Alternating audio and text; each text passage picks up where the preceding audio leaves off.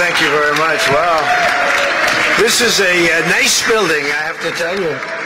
So this is a special occasion for a lot of reasons, but number one is it's our first occasion in this building using it for peace. And it's all about peace, and it's a great honor. And Marco, you've done a fantastic job in getting it ready, but it's a spectacular building, and we all appreciate it. And very importantly, we're settling a war that's been going on for decades with millions and millions of people killed. And these two gentlemen spent a lot of time backstage talking to each other, and over at the Oval Office. We were at the Oval Office together. It was beautiful. And I think it's just a very important day. And we have other leaders from other countries, and you said such beautiful things. I'd love to have you come up. We'll finish up, and then I'd love to have you come up, and if you could issue the words that you just issued backstage, which usually doesn't work, you know. It usually never happens. They said, oh, they said it much better before, but you will probably do better up here. But I'd love to have you say how you felt, because it is an amazing day. Great day for Africa, great day for the world, and for these two countries, and they have so much to be proud of. And I want to thank the leaders. I want to thank you very much. It means maybe more because we are here together for the first time ever in this building. Brand new, beautiful building. I don't want to tell you how much it costs, because I hear it's a lot. Okay? They don't build inexpensively here. But I just want to thank you very much. So please sit down, everybody. I want to thank everybody for being here. It's a momentous occasion. It's truly incredible setting. It's very few places I've seen like this. In this holy season, we prepare to celebrate the birth of the Prince of Peace. We have come to the U.S. Institute of Peace to sign a historic agreement that will end one of the longest-running conflicts anywhere in the world, with far more than 10 million people killed. Today we commit to stopping decades of violence and bloodshed, and to begin a new era of harmony and cooperation between the Democratic Republic of the Congo and Rwanda. I want to thank the two courageous leaders. They are courageous leaders. They really are courageous leaders, great people. President Tshisekedi of the Democratic Republic of the Congo and President Kagame of Rwanda. They are amazing people, and they had stories to tell me that were incredible. Really fascinating in so many different ways. Sad and beautiful, both sad and beautiful, and today makes them beautiful. I've just held really fantastic meetings with both men and representatives of other countries, where we discussed the importance of upholding this new agreement. Very detailed, powerful agreement. I also want to thank several foreign guests and dignitaries in attendance to celebrate this magnificent event, including the President of Angola. Please, would you stand? And so great to see you. Thank you. The President of Burundi. Thank you very much. Great to see you again. The President of Kenya. We have the Olympics here. You know, they do very well in the Olympics, those runners. I don't know what the heck you do with those runners, but they are very good. I've been watching them for a long time. So we have the Olympics coming to the United States. You know that. Thank you very much. And you'll come as our guest. Thank you. And the President of the Council of Ministers of Togo. Thank you. Thank you very much. The Vice President of Uganda. Thank you. It's such a beautiful color. Like all these guys are wearing these dark suits. You just stand out for a lot of reasons. You're beautiful. The Foreign Ministers of Qatar. Thank you. Thank you very much. Say hello to my friend, a great man. And the United Arab Emirates. Thank you. Thank you. My regards, right? And the Chairman of the African Union Commission. who's done a fantastic job, and thank you for all your help. We appreciate all your help. A special group of people. A very special thanks as well to Secretary of State Marco Rubio. Marco, please stand. Thank you. And thank you for putting a certain name on that building. I said, boy, that is beautiful. That blew up last night. They said, that's a great honor. It really is. On this building, it's a great honor. Thank you very much. I assume you had a lot to do with that. Just a little bit. Yeah. Thank you. Appreciate it. And Senior Advisor for Africa, Masad Boulos, who's been fantastic. Thank you, Masad. All of these people, every one of them were indispensable in forging this agreement. Let me also recognize Senators Mike Rounds and Lindsey Graham. Lindsey, thank you. Mike, wherever you may be. Thank you. Thank you, Mike. Representatives Ronnie Jackson. Where's Ronnie? Ronnie is a great guy. He won his race in Texas by 48 points, right, Ronnie? So I don't have to ask if he's in any... I don't even have to endorse him anymore. It doesn't matter. Save the paper, right? Great job. Chris Smith. Chris? Thank you, Chris. Great. Good job. Trent Kelly. Trent? Thank you very much. Thank you. And the acting president of the Institute for Peace, Darren Beatty. Thank you, Darren, very much. Thank you very much, Darren. For more than 30 years, one of the worst conflicts on earth has been raging in eastern Congo. Millions and millions of people have been tragically killed, went on forever, and countless more have been displaced from their homes. Families have been destroyed. It's been a disaster. Many administrations have tried, but probably not too hard, knowing who preceded me. But they tried. It says they've tried. But we tried harder to end this conflict. But they've accomplished, obviously, they accomplished very little because the killing went on at levels that just got worse and worse. And today we're succeeding where so many others have failed. And this has become the 8th war that we've ended in less than 1 year. Such an exciting thing to do. This has been really, because we're talking about 30 years of fighting, 30 years, much more than 10 million lives. Last June, thanks to the efforts of Secretary Rubio and Mr. Boulos, Rwanda and the DRC reached a landmark agreement to move toward peace. They started the process. I met with some of their great representatives who are here also, and we started a great process. The compact we're signing today, which will be known as the Washington Accords, everybody sort of liked that name, formalizes the terms agreed to in June, including a permanent ceasefire, the disarmament of non-state forces, provisions for refugees to return to their homes, and justice and accountability for those who have committed illegal atrocities. Very importantly, this agreement also creates a new framework for economic prosperity. There's tremendous wealth in that beautiful earth. It's beautiful earth, but it was stained badly with blood, tremendous amounts of blood.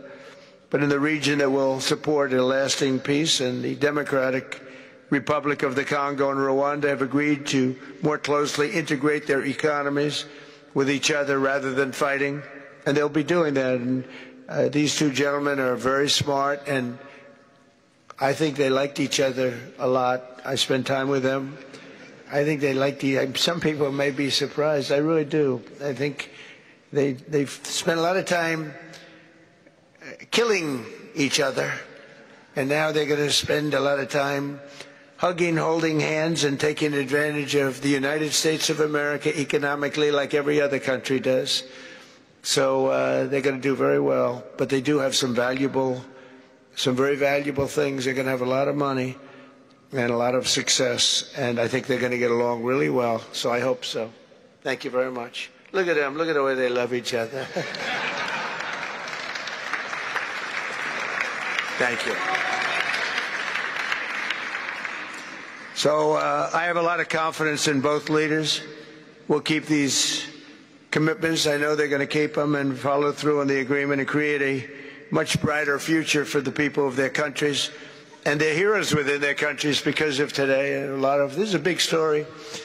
And So much is being written and said. All of the newscasts have it at the top of the list.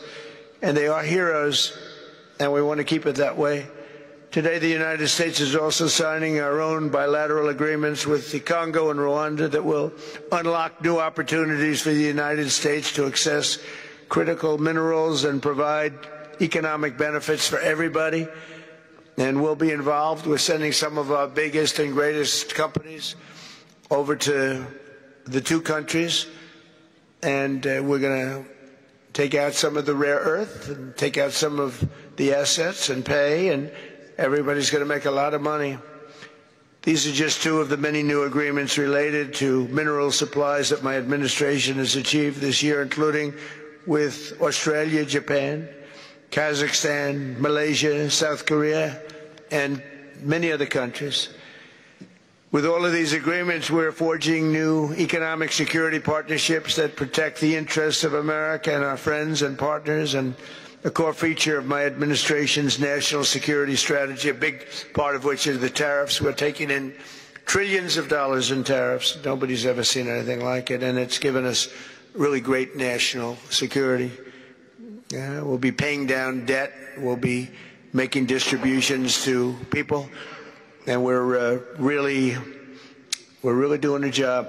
It's amazing. I was with a gentleman, the future king of Saudi Arabia, and you've heard me say this a couple of times, but 2 months ago when I was over there, he said, and actually Qatar is represented today, and UAE is represented, and your leader said the exact same thing, different words, but the exact same thing, that 1 year ago, they thought our country was dead, and now our country is the hottest country anywhere in the world. We're the hottest country anywhere in the world. Nobody's ever seen anything like it. We have over $18 trillion, that's just in 10 months, pledged or being invested or pledged to be invested in the United States. Think of that, 18 trillion. The highest amount we've ever had is 1.5. Under the Biden administration, they did much less than 1 in 4 years. Think of that. So they did less than 1 trillion in 4 years. We have 18 trillion in 10 months. It's going to be much more than that, too. No other country in history has ever been close, no matter what country you pick. So I want to thank you again, everybody, for your great vision. And I want to thank the people, especially the people that we named. Some of the others that unfortunately we didn't name, we just couldn't do that. But for your vision and for your courage, because it's made it possible to begin healing old wounds and transcending past differences and creating a future where every child of God can live in dignity, prosperity, and peace. And these are two very good men, and they're two potentially very strong countries. I'd like to now invite President Kagame to come up and say a few words. It's Rwanda. And then, if I may, President of DRC, who really is doing a great job. These are two men that are doing a great job. And again, they are so respected because of what they're doing today and the mission that they've really, I think, accomplished. And we'll see how it all works out, but I think it's going to work out really great. They want to get on to other ways of living for their people, and they're great leaders. Thank you very much. Please, Mr. President. Thank you. Thank you very much.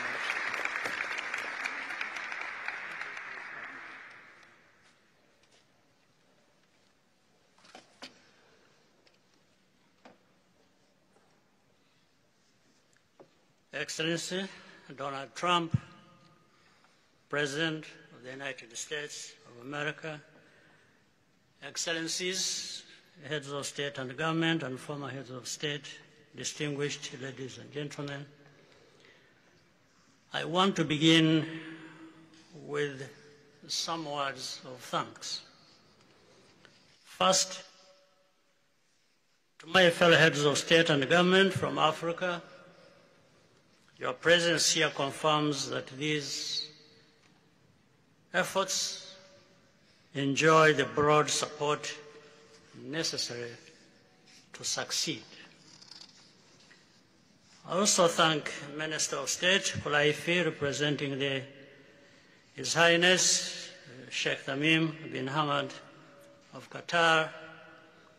The role of Qatar has been absolutely central in getting us to this point. But of course, the biggest vote of thanks goes to President Donald Trump. No one was asking President Trump to take up this task. Our region is far from the headlines. But when the President saw the opportunity to contribute to peace, he immediately took it. This conflict has lasted for 30 years. We have seen countless mediations and efforts, but none has succeeded in resolving the underlying issues.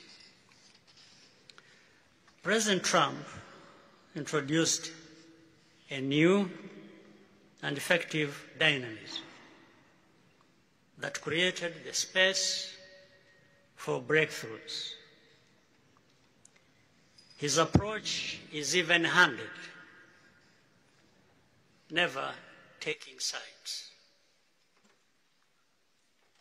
He orients us toward the future, not the past, emphasizing that the dividend of peace is prosperity and investment, including from the United States.